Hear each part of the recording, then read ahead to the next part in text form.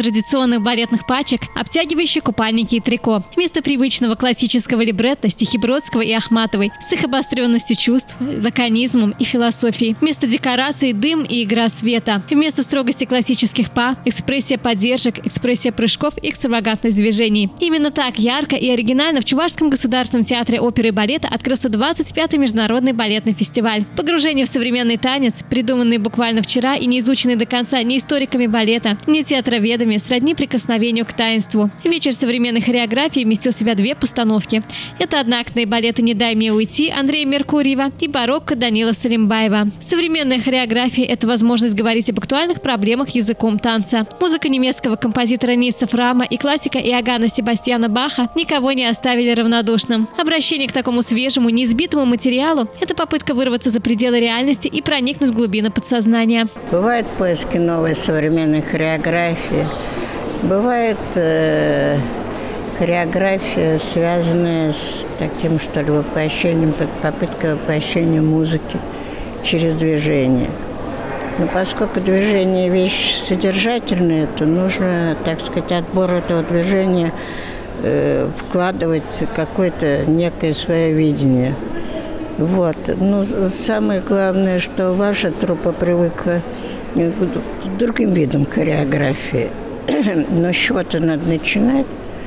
И, вероятно, для того, чтобы, так сказать, где-то приблизить ее к форму, к языку такого строго академического танца неоклассики, вероятно, это был путь, выбранный руководством балета театра. И было предложено две композиции. Оба одноактных балета выросли из маленьких трехминутных номеров. «Барокко» впервые был показан на концерте открытия 61-го театрального сезона в 2020 году.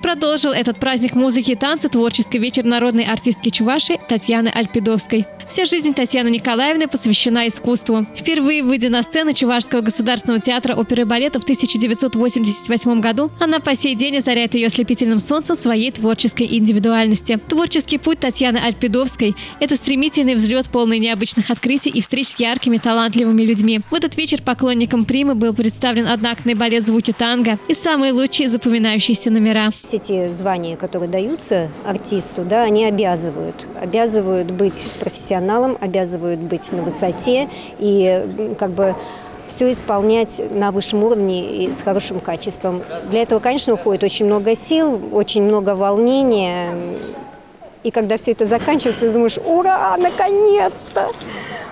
Ну, конечно, остается очень приятное ощущение. Спасибо зрителю, что он так вообще помнит, хорошо ко мне относится, всегда меня хорошо принимает, где бы я ни выходила, чего бы я ни танцевала. Огромное, конечно, ему спасибо за эту любовь, доброту, теплоту. Вместе с главной героиней торжества на сцене блистали заслуженная артистка Чувашии Анна Середина, лауреаты международных конкурсов Ульяна Альпидовская, Виктория Сиваян, Алексей Рюмин и другие любимые публикой артисты. А чебоксарских зрителей ждет еще несколько незабываемых вечеров. Завершится фестиваль по традиции большим гала-концертом.